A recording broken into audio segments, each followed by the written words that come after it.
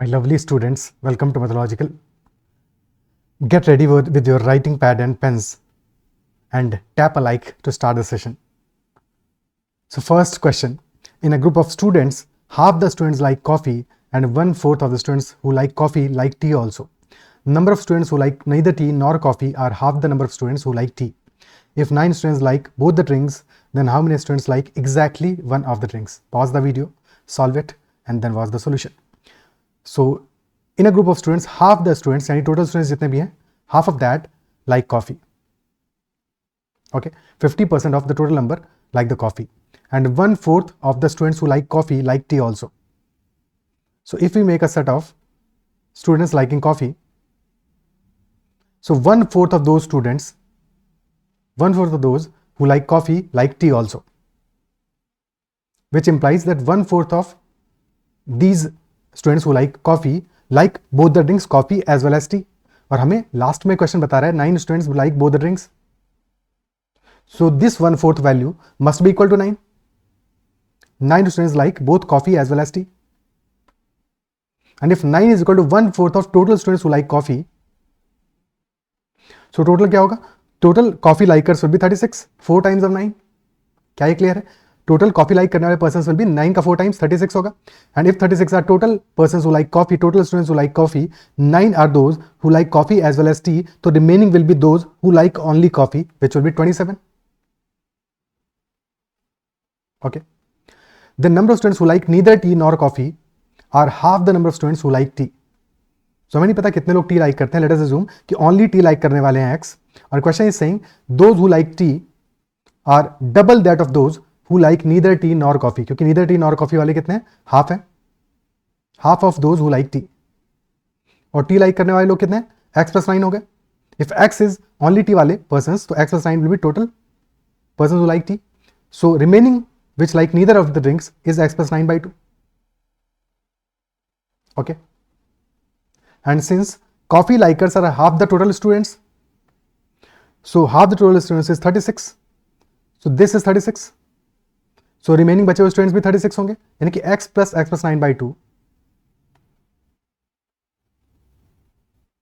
This will also be 36. And hence 3x plus 9 will be 72.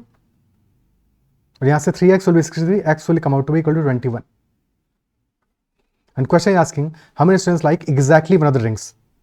Exactly one of the drinks. So 27 plus x should be our answer. 27 plus x will be equal to 48. And hence our answer will be 48 only. 48 number of students like exactly one of the drinks. Option B will be the answer. क्या ये clear है? Is that clear? Okay. Next question. 7 positive integers have an arithmetic average of 34 and median of 42. If the greatest of these integers is 7 more than 2 times the least of the integers, then what is the maximum value of the greatest integer? We have to maximize the greatest integer out of the given ones. Average is 34, median is 42. Median is 42. And median is place value exactly at the middle when we are arranging all the numbers in increasing order. सातों positive integers हैं, all the 7 are positive integers, और कहीं पे भी question mention नहीं है that all 7 should be distinct, so they can be equal. ठीक है, some of them can be equal. Very important, क्योंकि distinct mentioned होता so equal नहीं हो पाते, तो some of them can be equal. And we have to maximize the largest value, largest integer. So average is 34, 7 numbers are there, median is 42. So if there are 7 numbers and we are arranging them in increasing order, so middle value will be 42 because that is the median. 3 will be less than 42 and 3 will be greater than 42. And average is 34. So sum of all these 7 numbers क्या होगा? Sum will be equal to 7 into 34 and into average 7 into 34, which will be 210 plus 28, 238. Sum will come out to be 238. Now we have to maximize the largest number. And if we have to maximize the largest number, we should be minimizing all the other numbers. बाकी सारे numbers को हमें minimize करना पड़ेगा. Isn't it so? But any number that is larger than median should be greater than or equal to 42. So minimum value भी क्या होगा? If you have to minimize these numbers, all these numbers, all the other numbers we have to minimize.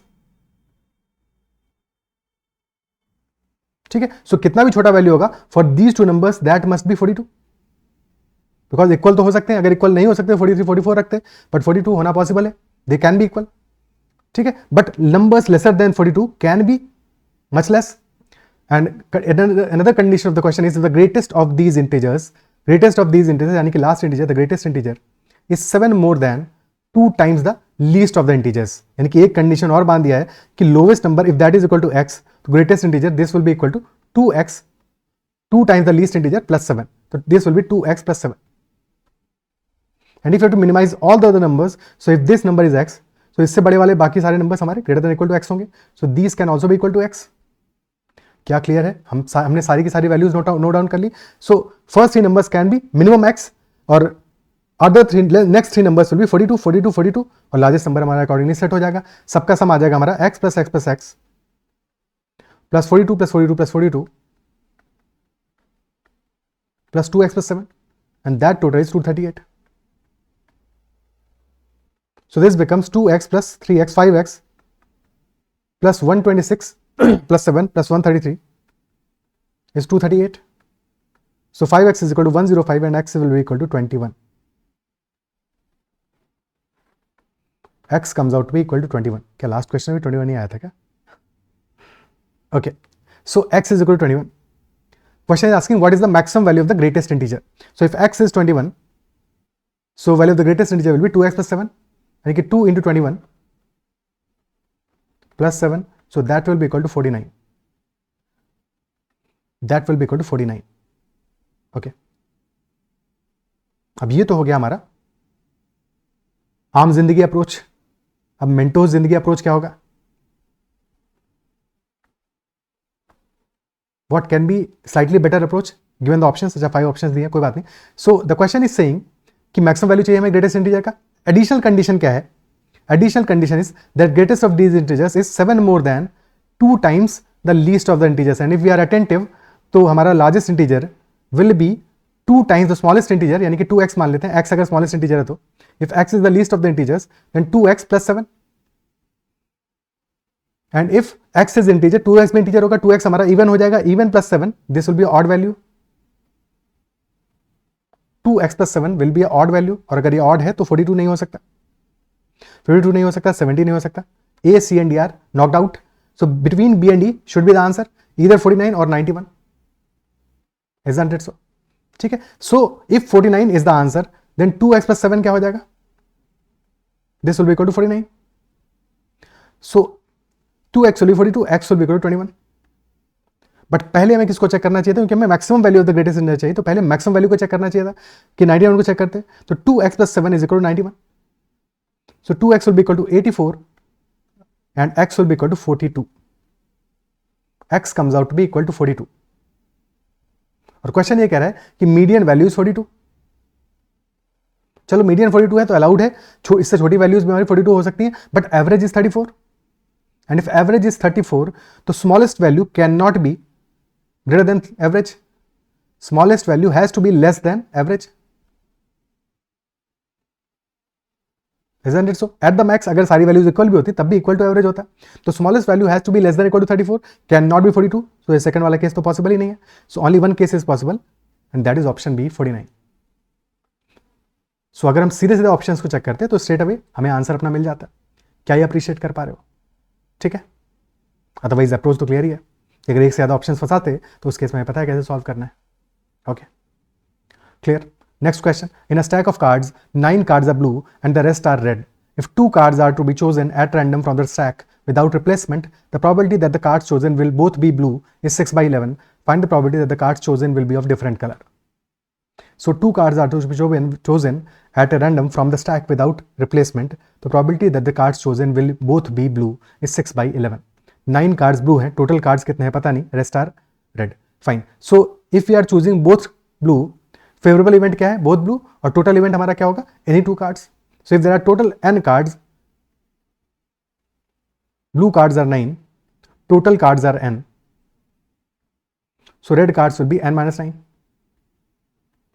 The probability of both blue will be equal to, both are chosen from the blue cards and 9c2 divided by any 2 cards nc2. So 9 into 9 minus 1 यानी 9 into 8 by 2 divide by n into n minus 1 by 2 and this probability is equal to 6 by 11. 2 तो cancel out हो जाएगा. 9 into 8 72 by n into n minus 1 that is 6 by 11. 6 से cancel करोगे 12 बचेगा. So n into n minus 1 will be equal to 12 into 11 and hence n will be equal to 12. And if n is 12, blue cards are 9, so red cards must be 3. And question is asking find probability that the cards chosen will be of different color. अगर different color के हैं तो one card will be blue, one card will be red. तो probability of one card blue, one card red will be one card should be chosen from the blue cards 9c1 into 3c1. One card should be red. And total probability will be nc2 यानी 12c2. So 9 into 3 divided by 12 into 11 by 2. So this will be 9 into 9 by 22. Answer will be 9 upon 22. Option D will be the answer. Okay. Is that part clear? Also one small thing that when both cards are blue, probability is 6 by 11. So total cases का probability क्या होगा? Total probability will always be equal to 1. So if both blue का probability 6 by 11 है तो बचे हुए cases का probability क्या होगा? 1 minus 6 by 11 यानी कि 5 by 11 होगा probability. और यहाँ पे दो cases बने हमारे, either both red और one blue one red. So definitely both red. अगर हमारी रेड बॉल्स जीरो नहीं है, जो कि ऑब्वियसली जीरो नहीं, क्योंकि अगर जीरो होता तब तो प्रॉबिलिटी हमारा 1 होता बोथ ब्लू का. तो definitely there are some red balls, कितनी है वो नहीं पता, बट डेफिनेटली सम तो होंगी. ठीक है, सॉल्व करने के बाद तो पता चल गया. बट जब अगर हमने स्टार्ट में ये चीज सोची होती तो हमें नहीं पता होता कि नंबर ऑफ रेड बॉल्स कितनी है. But for sure at least one red ball must be there. So if that is the case तो one blue plus one red का प्रॉबिलिटी कुछ तो होगा और बोथ रेड का प्रॉबिलिटी भी कुछ तो होगा, जीरो नहीं होगा. ठीक है, हाँ जीरो तब हो सकता है, जीरो होने का एक केस जरूर बनता है. That case is when there is only one red ball. When there is only one red ball, हाँ उस केस में जीरो हो सकता है. ठीक है, in that case the probability can be zero. But definitely हमारा answer can not be, for the other cases can not be greater than or equal to greater than 5 by 11. तो नहीं हो सकता है for sure. क्या है, clear है? ठीक है. Next question. The percentage profit earned by selling an article for rupees 2040 is double that of percentage loss while selling the article at rupees 1380. If the shopkeeper intends to make a profit of 25% after giving a discount of 50 by 3% on the marked price, then what should be the marked price of the article? Initially, we need to find out the profit cost price, क्योंकि percentage profit earned by selling an article is double that of percentage loss while selling the article at rupees 1380. So if this is the cost price, first case में हमारा क्या हो रहा है? Percentage profit, क्योंकि percentage profit and percentage loss both are calculated on the cost price. तो percentage profit implies कि हमारा जो profit है that is double that of the loss. So profit, if that is equal to 2x, so loss will be x. And profit is when we are selling at rupees 2040 and loss is when we are selling at rupees 1380. Difference कितना है दोनों का? Difference is 620 plus 40 rupees 660. And that difference will be equal to x plus 2x यानी कि 3x. So if 3x is 660, x will be equal to 220 rupees. तो यहां से CP की वैल्यू मिल जाएगा. CP will be equal to rupees 1380 plus 220. So rupees 1600. That is our cost price. And then question is saying shopkeeper intends to make a profit of 25%. So selling price will be equal to 25% is 1 by 4. So 5 by 4 of cost price. And this selling price he gets after a discount of 50 by 3%, which is 16.66%. यानी 1 by 6 of profit. ठीक है, तो discount of 16.66% on the mark price, 1 by 6 of discount. Okay, तो mark price का हो जाएगा 5 by 6. तो 5 by 6 of mark price is equal to 5 by 4 of cost price. 5 से 5 कैंसिल आउट हो गया, तो mark price will be equal to 6 by 4 which is 3 by 2 of cost price and cost price of 1600. तो 3 by 2 into 1600 becomes 2400 rupees. Mark price will be 2400 rupees. In this case, option D will be the answer. Isn't it so? क्या है, clear है? ठीक है, option D will be the answer. Is that clear? Next question करते हैं.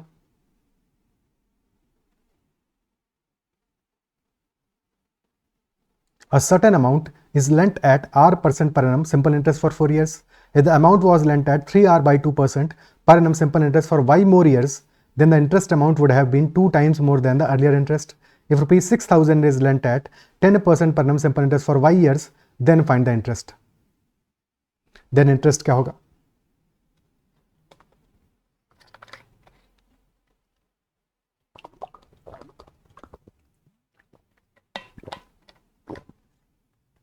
So a certain principal is lent at R% per annum simple interest for 4 years. So rate of interest कितना हो जाएगा? 4R% of principal. And in the second case, amount was lent at 3R by 2% simple interest for Y more years. Y years के लिए नहीं, Y more years, यानी कि 4 years के लिए तो कर ही रहे हैं, Y extra years के लिए कर रहे हैं. तो rate of interest कितना हो जाएगा हमारा? That will be 3R by 2 into 4 plus Y% of principal. And these two are equal. No, they are not equal. Interest amount would have been 2 times more. So second case में interest amount is 2 times more. And if that is 2 times more, यानी कि total कितना होगा? 3 times होगा. 3 times होगा. 3 times of the first case. So this will be the correct equation. ठीक है. Principal से प्रिंसिपल कैंसिल आउट हो जाएगा क्योंकि of implies multiplication. Similarly R से आर भी कैंसिल आउट हो जाएगा, 3 से 3 कैंसिल आउट हो जाएगा. सो 2 को right side left hand side में लेके आ जाओगे. 2 into 4 यानी कि 8 will be equal to 4 plus 5. Percentage implies divide by 100, तो 100 भी कैंसिल आउट होना है. सो 8 will be equal to 4 plus 5. So y will be equal to 4.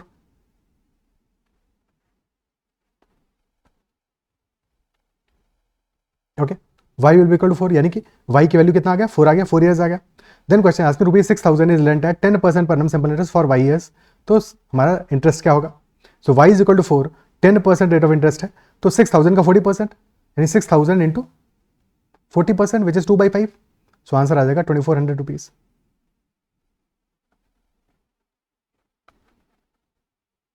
Option C. Okay, clear है?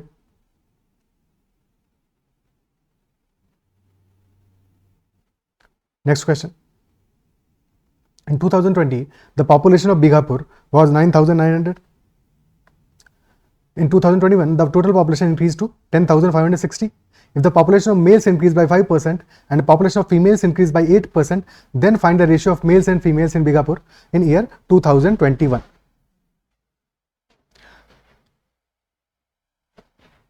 Now population in 2020 was 9,900. 2020 में 21 में पॉपुलेशन हो गई हमारी 10,560. तो इंक्रीज कितना हुआ है? इंक्रीज कितना हुआ है? Population has increase from 9,900 in 2020 to 10,560 in 2021. So there is an increase of 660 in the population. और मेल्स का पॉपुलेशन इंक्रीज क्या है? 5% से. फीमेल्स का इंक्रीज क्या है? 8% से. और टोटल इंक्रीज हुआ है 660 का. परसेंटेज इंक्रीज कितना होगा? 660 by 9900 into 100. So this becomes 660 by 99, यानी कि this will be 20/3, 20/3%. Allegation apply कर देते हैं. सो मेल्स का population has increased by 5%, population of females has increased by 8% and average increase is 20/3%. So multiply by 3 ताकि value integer में मिल जाए. ठीक है, इंटीजर में मिल जाए. 3 से मल्टीप्लाई करोगे, this will B 15, this will B 20, this will B 24. So 24 minus 20 is 4, 20 minus 15 is 5, 4:5 का रेशियो आ जाएगा between male and female. Ratio of males and females will be 4:5. But रुकना थोड़ा सा, ध्यान से पढ़ना लास्ट लाइन को.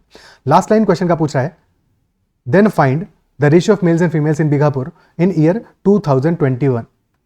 और ये जो रेशियो मिला है हमें, this ratio is initial ratio of initial values of 2020. Because जो इंक्रीज है हमारा, increase of percentage 5%, 8% will be calculated on the base value. और बेस वैल्यू कब का होगा? 2020 का होगा. तो यहाँ बिल्कुल कंफ्यूजन नहीं होना चाहिए कि ये वैल्यू हमें 2020 का मिला है, 2021 का मिला है. हमेशा ये जो वैल्यू मिलेगा that will always be for the base value. और बेस हमारा क्या होगा? बेस होगा जहां से हमने इंक्रीज कैलकुलेट किया है. 2020 पे इंक्रीज कैलकुलेट किया है, तो this value is for pertaining to 2020 year 2020. ठीक है, ये तो हमें प्रेजेंट के लिए बात करना है, 2021 के लिए बात करना है. 2020 में ratio of male and female was 4:5, तो लेट अस अज्यूम कि 400 और 500 पॉपुलेशन था, क्योंकि एक्चुअल पॉपुलेशन से फर्क नहीं पड़ेगा हमको, वो फर्क नहीं पड़ेगा, फर्क किससे पड़ेगा, इंक्रीमेंट देख लोगे तो उससे हमें अभी का रेशियो मिल जाएगा। तो 400 500 अगर हमारा वैल्यू था 2020 में, तो इंक्रीमेंट मेल की पॉपुलेशन में 5%, यानी कि ऐड कर दोगे 5%, 20 आ जाएगा, 420 हो जाएगी population. And for female the population has increase by 8%, यानी कि 500 का 8% दैट विल बी 40, 540 हो जाएगी पॉपुलेशन। अब रेशियो निकाल लो, this will be 7:9। So at present the ratio is 7:9. Option D will be the answer. Is that clear? Option A गलती से मार्क नहीं कर देना ऐसे क्वेश्चन में। क्या ये लॉजिक क्लियर है? ठीक है, okay. Next question. The question is saying 4 walls and ceiling of a room of length 25 meter, breadth 12 meter and height 10 meter are to be painted. तो 4 walls and ceiling are to be painted. Obviously floor को तो paint नहीं करोगे, ठीक है। तो 4 walls and ceiling of a room are to be painted. Painter A can paint 200 meter square in 5 days. Painter B can paint तो नहीं, paint तो भैया सबके जीवन में है, बट यहाँ पे पेंट करना है। Painter B can paint 250 meter square in 2 days. If A and B work together, they will finish the job in how many days? कितने दिनों में जॉब फिनिश करेंगे? तो कितना पेंट करना है पहले एरिया निकाल लेते हैं। So area to be painted,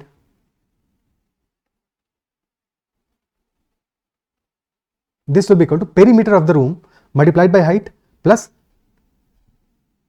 ceiling का area. So that will be 2 times of length plus breadth into height plus length into breadth. So 2 times of 25 plus 12 into 10 plus 25 into 12. So this becomes 37 into 10, 370 into 2, 740 plus 300. So this will be 1040 meter square. Total area to be painted. And A can paint 200 meter square in 5 days. So A can paint in 1 day, A can paint 40 meter square. और एक दिन में B कितना paint करेगा? 250 metre square इन 2 days, तो 125 metre square per day. So number of days taken by them will be equal to total area to be painted 1040 divided by their total efficiency 40 plus 125, 165 हो गया. तो 1040 divided by 165, 5 से cancel out किया, this will be 208, this will be 33, 208 by 33. Now 36 times 180 plus 18, 198 हो गया. तो 6 and 10 by 33 days will be the answer. Option C will be the answer. 6 and 10 by 33 days. Okay. Is that clear? Clear है. Next question. A right circular cylinder is partially filled with water. 2 iron spherical balls are completely immersed in the water so that the height of the water in the cylinder rises by 4 cm. If the radius of one ball is half that of the other and the diameter of the cylinder is 18 cm, then radii of the larger spherical ball क्या होगा? So if you have a cylinder,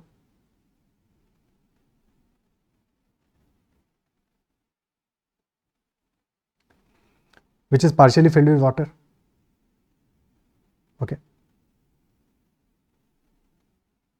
So let us say this is the level of the water, and then when we immerse 2 balls in this, so height of level of the water increases,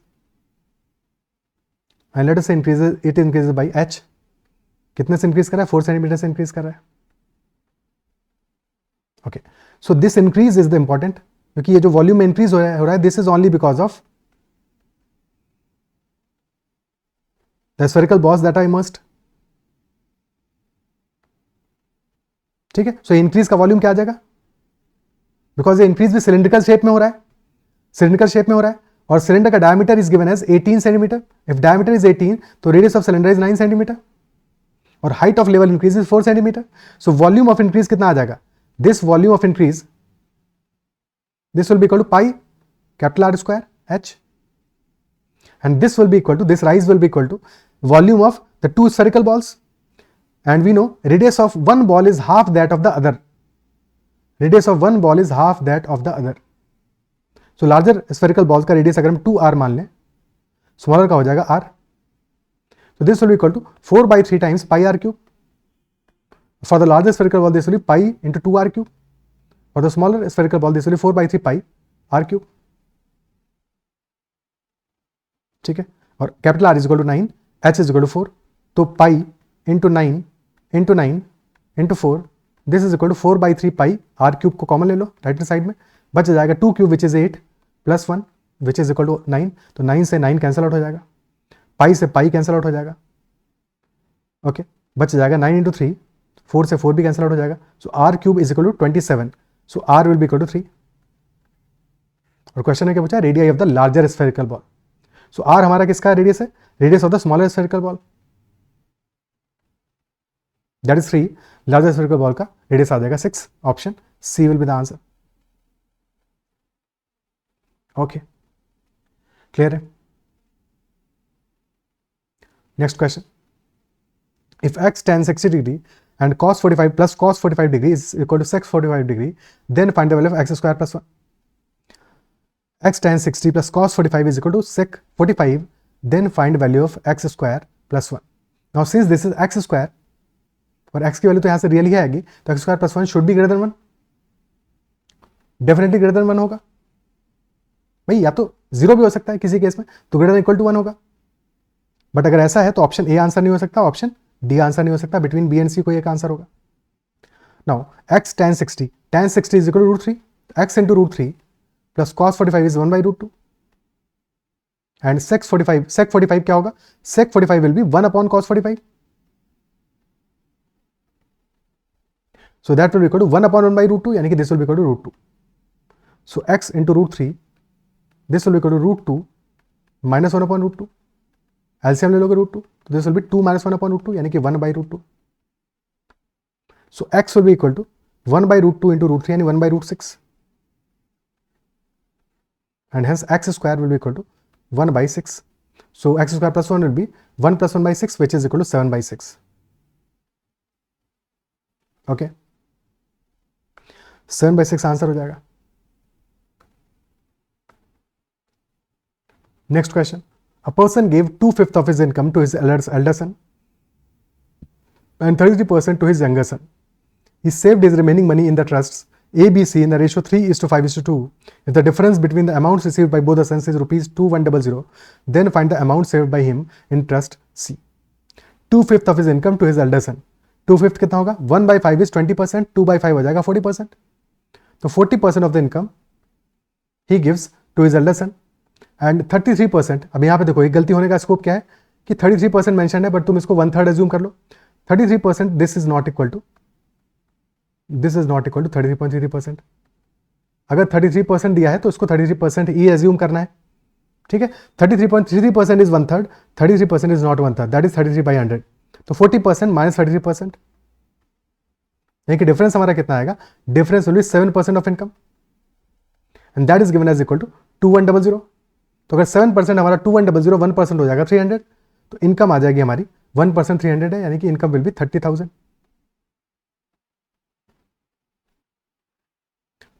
rupees, और 40% he has given to the elder son, 33% to younger son, तो remaining कितना बचेगा, remaining will be 100% minus 40 plus 33।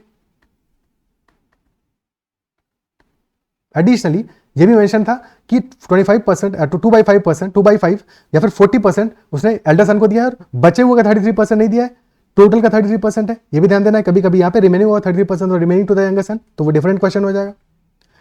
यहाँ पे in this case remaining will be 27%, तो 27% of the income is distributed in trust A B C in the ratio 3:5:2। So C पे मिला है 2 units, total कितना है 352, टोटल है 10 यूनिट्स, तो 10 यूनिट्स में से 2 यूनिट्स मिला है किसको, ट्रस्ट सी को, और 10 यूनिट्स की वैल्यू कितनी है 27% ऑफ द इनकम, तो ट्रस्ट सी को मिला हुआ amount will be equal to 27%, 27/100 of 30,000, और उसका भी 2/10 यानी 1/5, तो 300 इंटू 27/5 या 60 into 27, which will be 1620 rupees. Option B will be the answer, 1620 rupees. Okay,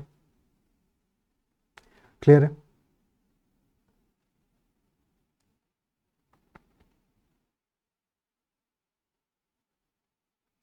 next question करते हैं.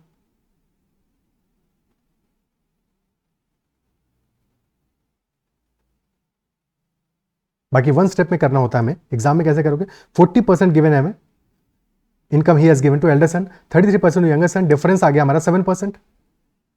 7% इज इक्वल 2100, यानी कि 1% इज 300 एंड 73% तो यही वैल्यू हो गया. तो बचा हमारा 27%, और 27% इज टोटल 10 यूनिट्स. 2 यूनिट्स दिया है सी को, तो 27% यानी 27 इंटू 300, और उसका भी 1/5. सो 1627 यानी कि 1620 will be the answer.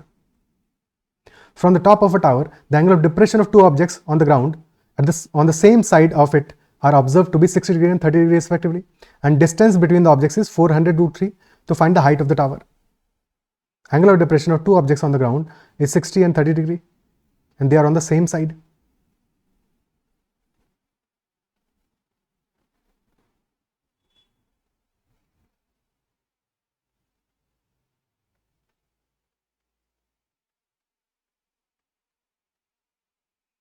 And distance between the objects is 400 root 3. Okay. So you can assume height as equal to let us say root 3x मान लेते हैं. There is a reason कि मैं root 3x मान रहा हूँ, because एक time पे मुझे 60 डिग्री के सामने वाला साइड देखना है, फिर 30 के सामने वाला साइड देखना है. root 3x मानोगे कैलकुलेशन थोड़ा सा आसान रहेगा. तो 60 के सामने वाला side is root 3x in the smaller triangle. So this base will be, because base will be 30 के सामने वाला साइड, 30 60 90 वाला ट्रायंगल है. This will be x. Now in the larger triangle, 30 degree के सामने वाला साइड कितना है? root 3x. तो this larger angle will be 60 degree. इसके सामने वाला साइड आ जाएगा हमारा equal to 3x. root 3 into root 3x यानी 3x. So difference will be 2x. और 2x की value is given as equal to 400 root 3. So x will be 200 root 3, because 2x हमारा 400 root 3, x आ जाएगा 200 root 3. तो root 3x यानी कि हमारा height कितना हो जाएगा? root 3 into x, और x आया है 200 root 3, तो root 3 into 200 root 3. This will be 600 meters. और कैलकुलेशन इजीली कर पाओ इसके लिए हमेशा 30 60 90 वाले ट्रायंगल का रेशियो ऑफ साइड्स को यूज करो. One angle is 90, one angle is 60 and the remaining angle is 30. 30 के सामने side if that is equal to 1 unit, 60 के सामने side will be root 3 units, and that of 90 के सामने side hypotenuse will be equal to 2 units. 1 is to root 3 is to 2.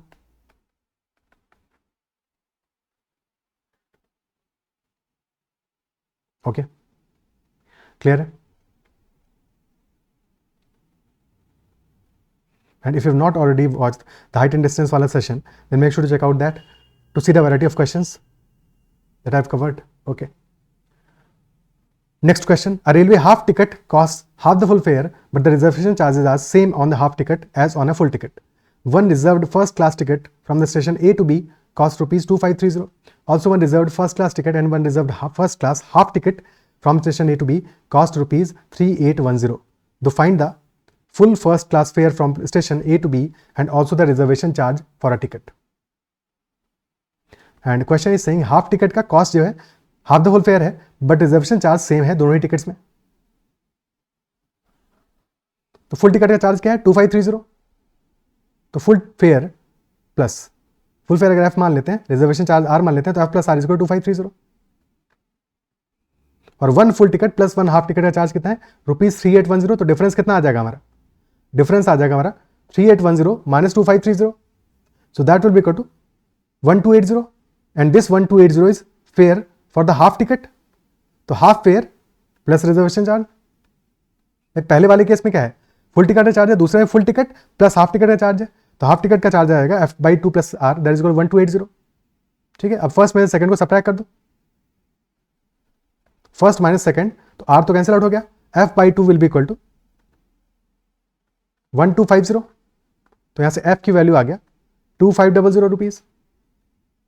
और question में दोनों values पूछा है, फर्स्ट क्लास फेयर का चार्ज और reservation charge. Option C should be the answer, because if F is 2500 then R will be equal to 30 rupees. Okay,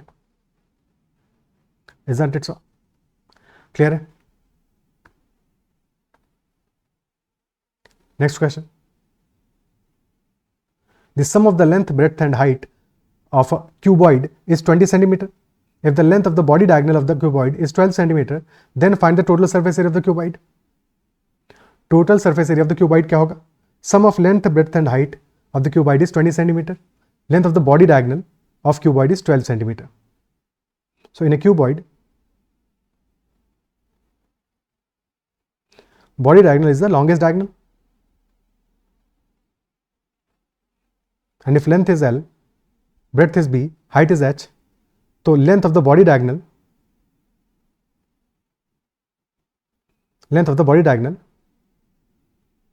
this is equal to square root of L square plus B square plus H square, and this is given as equal to 12 centimeter, and length plus breadth plus height, this is 20 centimeter, and we need to find out total surface area. Total surface area is 2 times of length into breadth plus breadth into height plus length into height.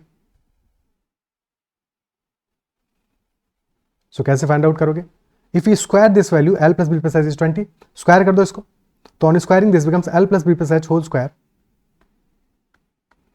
This is equal to 400, और L plus B plus H का whole square क्या आ जाएगा? L square plus B square plus H square plus 2 times of LB plus BH plus LH, and that is 400. And this value we know, क्योंकि square root of L square plus B square plus H square कितना 12 है, तो this will be 144.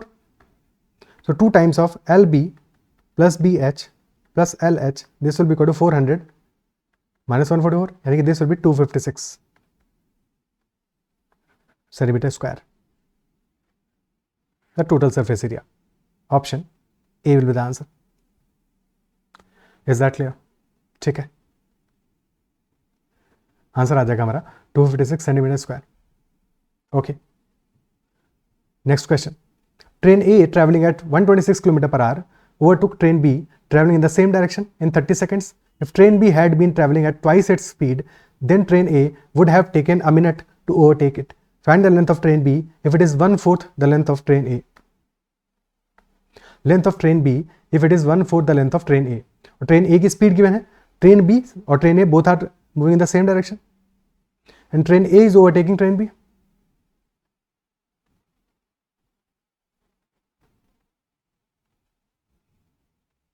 And time taken is 30 seconds in the first case. In the second case, when train B has been traveling at twice the speed, train A would have taken 1 minute to overtake it. Time हमारा definitely increase कर जाएगा because both are moving in the same direction. अगर train B का increase बढ़े, speed increase होगा, तो time taken will also increase because relative speed हमारा कम हो जाएगा. Isn't it so? Distance traveled क्या होगा? In both cases, distance traveled will be equal to length of train A plus length of train B, and the length of train B is 1/4 of length of train A. So if length of train A we assume as 4x, so length of train B कितना होगा? X होगा. तो total distance will always same. In both cases total distance तो same होगा, distance of crossing same होगा, and if distance is same, तो time and speed are inversely proportional. So time का ratio तो हमें गिवन है. फर्स्ट केस में time लग रहा है 30 सेकंड्स का, सेकंड केस में टाइम लग रहा है 60 सेकंड्स का, यानी टाइम का रेशियो 1:2 का, तो स्पीड का रेशियो भी 2:1. और फर्स्ट केस में if speed of train B is x तो हमने एज्यूम किया है लेंथ में, तो चलो मान लेते हैं speed of train B this is equal to s, तो रिलेटिव स्पीड हमारा आ जाएगा फर्स्ट केस में 126 माइनस s, और सेकंड केस में स्पीड हो जाएगा 126 minus 2s. Isn't it so? But as such, अगर स्पीड हमारा 2 से 1 हो गया है, तो या तो यहाँ पे रेशियो कर लो कि 126 minus s upon 126 minus 2s this is equal 2/1, cross multiply कर लोगे, यहाँ से s की वैल्यू आ जाएगा. या फिर ऐसे समझो कि अगर स्पीड हमारा 2 से 1 हो गया, तो ये जो 1 यूनिट का डिफरेंस आया है, this 1 unit is equal to difference in the speed, और वो कितना है? That is equal to s. तो 1 unit is equal to s, and hence this 1 unit will also be equal to s, क्योंकि 1 unit की value s आ गई है, तो this will be equal to s. 126 minus 2s is equal to s. देखो मैंने क्या कहा कि रेशियो है स्पीड का 2:1, ठीक है. तो 2 हमारा पहले केस में स्पीड है, 1 हो गया दूसरे केस में speed in terms of units. पहले केस में एक्चुअल स्पीड है 126 माइनस s, दूसरे केस में एक्चुअल स्पीड है 126 माइनस 2s, और 2 और 1 के कंपैरिजन में है. दोनों का डिफरेंस कितना है? डिफरेंस भी 1 यूनिट है. तो अगर डिफरेंस 1 यूनिट है, और डिफरेंस क्यों आया है? बिकॉज ट्रेन बी का speed has increased by its own speed. So यानी कि ट्रेन बी का स्पीड s से इंक्रीज कर गया है. Isn't it so? और वही सेम डिफरेंस आ रहा है हमारे दोनों में, तो 1 unit is equal to s, और 1 यूनिट की वैल्यू आ रही है हमारी सेकंड केस में 126 माइनस 2s. तो 126 minus 2s should be equal to s, and hence 3s is equal to 126, and hence s will be equal to 42. अगर ये समझ लोगे तो क्वेश्चन क्विकली सॉल्व हो जाएगा, अगर समझने में दिक्कत आ रहा है तो रेशियो बना लो और ऐसे सॉल्व कर लोगे, कोई फर्क नहीं है दोनों में, ठीक है। द ओनली थिंग इज कि ये बात समझ लोगे पहली वाली तो इजीली सॉल्व कर पाओगे क्वेश्चन को, और जब क्वेश्चन का लैंग्वेज थोड़ा सा फंसाएगा तो ये मेथड जरूर काम आएगा, ठीक है। एस इक्वल 42 आ गया। क्वेश्चन ने क्या पूछा है, क्वेश्चन ने पूछा है हमें length of the train B हमें फाइंड आउट करना है, तो एस की वैल्यू आ गई। अब किसी भी एक केस में कैलकुलेट कर लेते हैं, तो 126 minus S, S will be equal to 84 kilometre per hour, और टाइम टेकन कितना है 30 सेकंड्स का, लेंथ ट्रेवल कितना है 5x, तो 5x will be equal to length travelled which will be 30 seconds का टाइम लग रहा है 84 किलोमीटर पर आवर से, तो 84 किलोमीटर पर आवर है, करना पड़ेगा पहले मीटर पर सेकंड में, so this will be metre per second में कितना हो जाएगा, this will be 84 into 5/18 metre per second multiplied by time in seconds 30 seconds, 6 5 जा 30, 6 3 जा 18, 3 से गया 28, 28 इंटू 5 इंटू 5 140 इंटू 5 700, तो 5x इज इक्वल टू 700, और क्वेश्चन ने पूछा है length of train B which is equal to x, तो x will be equal to 140 metres, length of train B will be equal to 140 metres, option B will be the answer. Train A का length आ जाएगा 560 metres, okay, is that clear?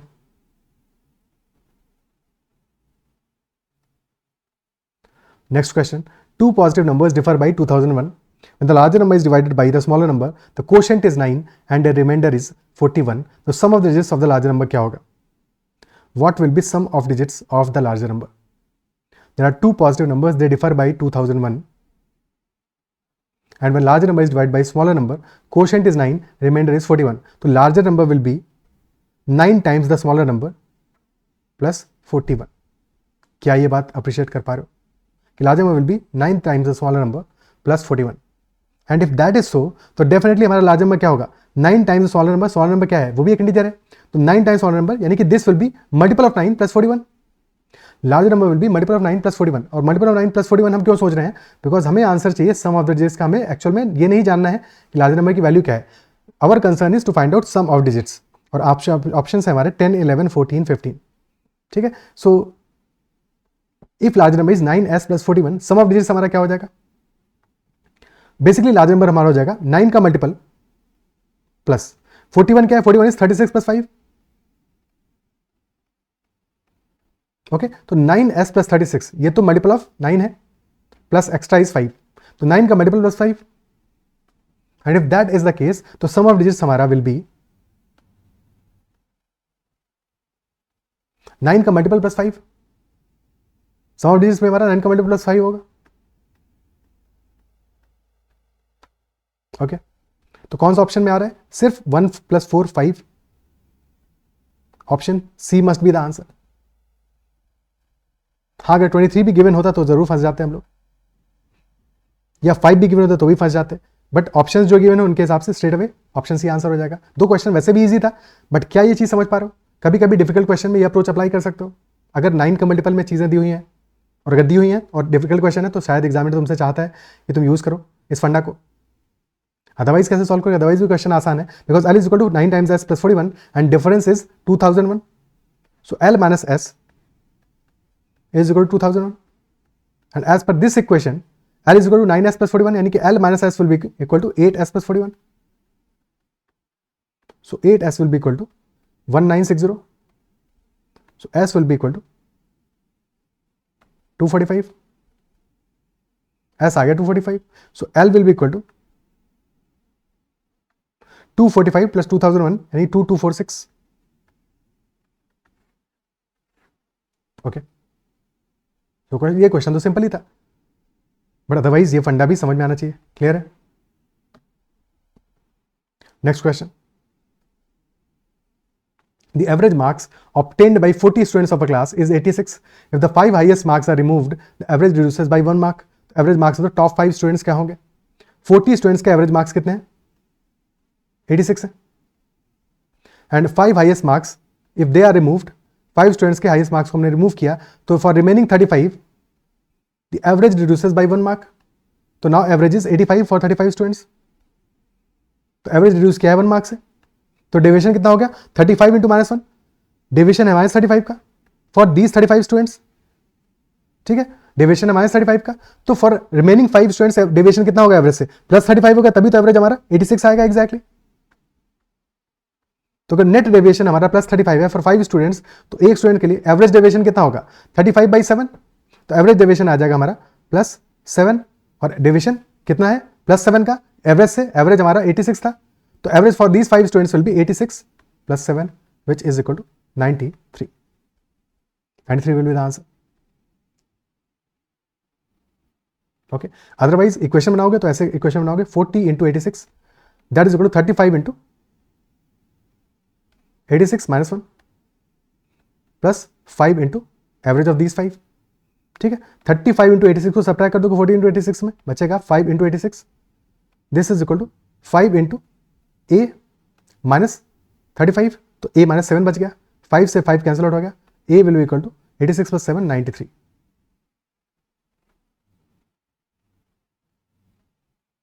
Calculation को भी जितना arrange तरीके से रखोगे उतना बेटर है. ओके, क्या अप्रिशिएट कर पा रहे हो? ठीक है. Next question. A delivery boy started from his office at 10:10 a.m. to deliver an article. He rode his scooter at a speed of 32 km/h. He delivered the article and waited for 5 minutes to get the payment. After the payment was made, he reached his office at 11:25 a.m. traveling at a speed of 24 km/h. To find the total distance traveled by him. Total distance traveled by him कितना होगा?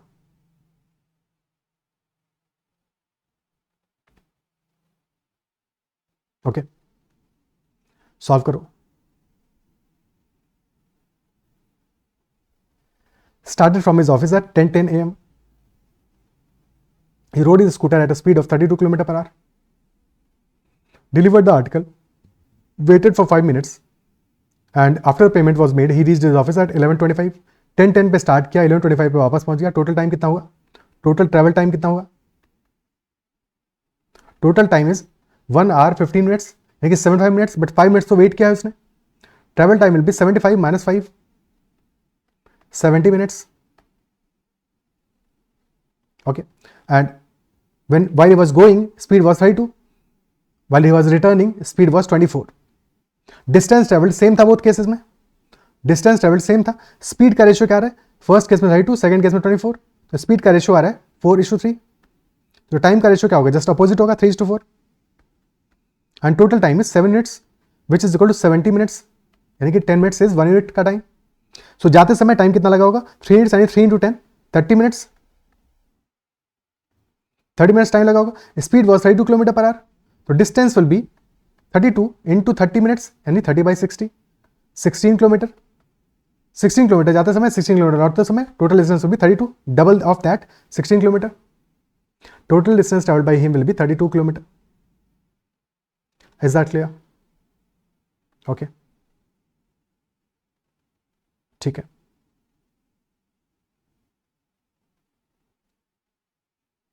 क्या ही clear होता है? Okay, next question.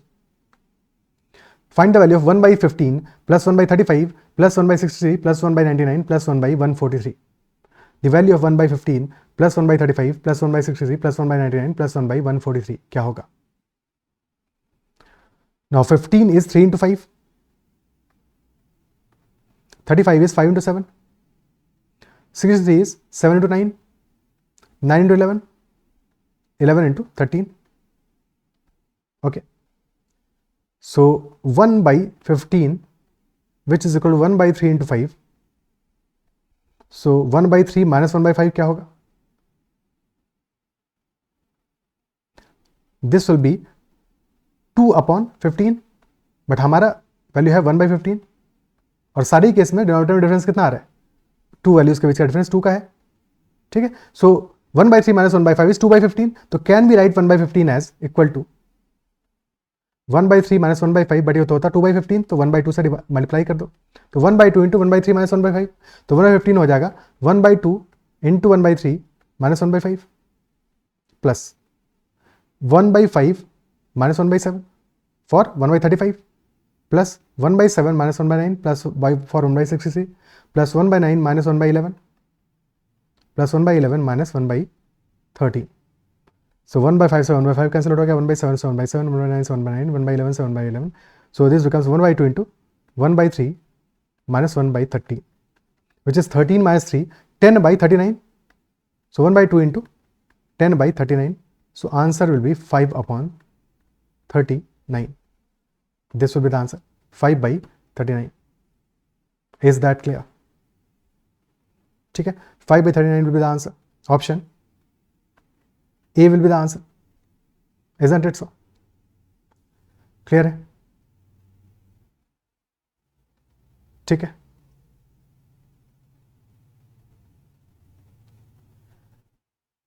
So these are all the questions in this session. I believe जो भी हमने discuss किया वो समझ में आया होगा. And if you like the session, then make sure to hit the like button as well. And if you have not already subscribed to my YouTube channel, then subscribe to the channel as well as press the bell icon.